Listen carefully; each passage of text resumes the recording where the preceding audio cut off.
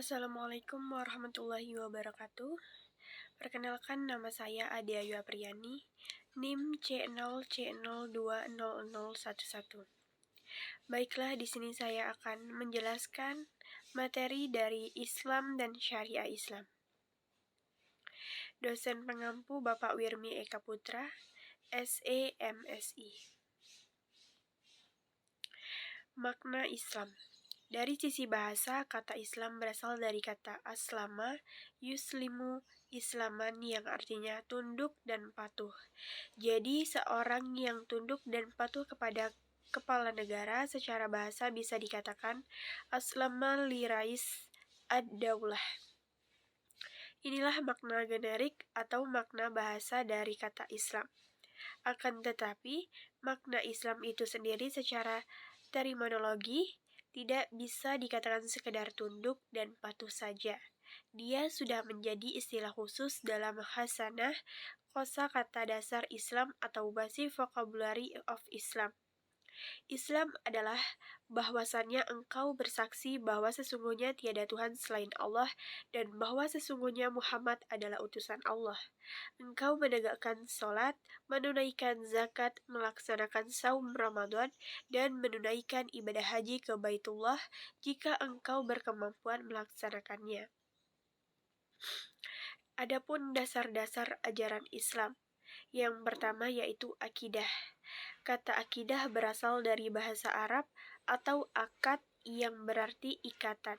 Menurut ahli bahasa, akidah adalah perjanjian yang teguh dan kuat, terpatri dalam hati dan tertanam dalam lubuk hati yang paling dalam. Yang kedua yaitu syariah. Kosakata syariah dalam bahasa Arab memiliki arti jalan yang ditempuh atau garis yang seharusnya dilalui. Dari sisi terminologi, syariah bermakna pokok-pokok aturan hukum yang digariskan oleh Allah untuk dipatuhi dan dilalui oleh seorang muslim dalam menjalankan segala aktivitas hidupnya di dunia. Yang ketiga, akhlak.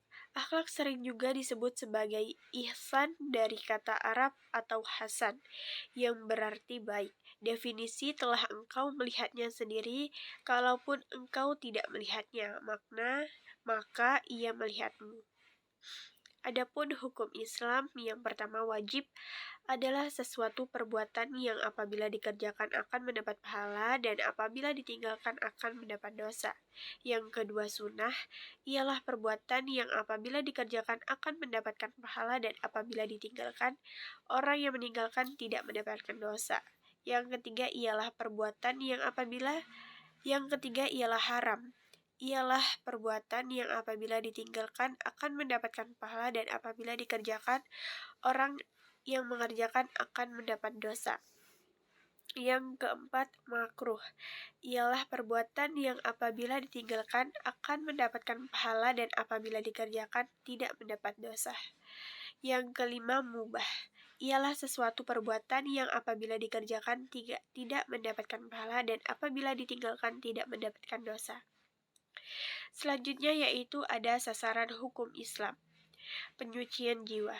Penyucian jiwa dimaksudkan agar manusia mampu berperan sebagai sumber kebaikan, bukan sumber keburukan bagi masyarakat dan lingkungannya. Hal ini dapat tercapai apabila manusia dapat beribadah dengan benar, yaitu dengan hanya mengabdi kepada Tuhan yang benar-benar merupakan pencipta, pemilik, pemelihara, dan penguasa alam semesta, bukan kepada yang mengaku Tuhan serta dengan cara yang benar pula. Dan adapun menegakkan keadilan dalam masyarakat. Keadilan di sini adalah meliputi segala bidang kehidupan manusia termasuk keadilan dari sisi hukum, sisi ekonomi, dan sisi persaksian. Semua manusia akan dinilai dan diperlakukan oleh secara sama tanpa melihat kepada latar belakang setara sosial, agama, kekayaan, keturunan, warna kulit, dan sebagainya. Lanjutan sasaran hukum Islam yaitu mewujudkan kemaslahatan manusia. Mewujudkan kemaslahatan manusia di dalam Islam dikenal sebagai maqasibuhus syariah atau tujuan syariah.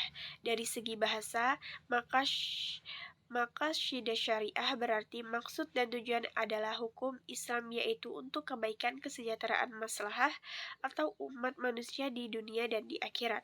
Untuk mencapai tujuan ini, ada 5 unsur pokok yang harus dipelihara, yaitu agama, jiwa, akal, keturunan, dan harta. Adapun tujuan syariah.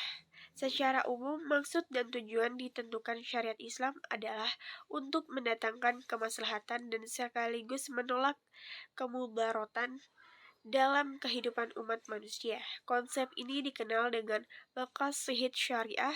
Maqasid syariah berarti tujuan Allah dan Rasul dalam merumuskan hukum-hukum Islam. Tujuan ini dapat ditelusuri dalam ayat-ayat Al-Quran dan Sunnah Rasul sebagai alasan logis bagi rumusan suatu hukum yang berorientasi kepada kemaslahatan umat manusia. Dan yang terakhir yaitu penutup.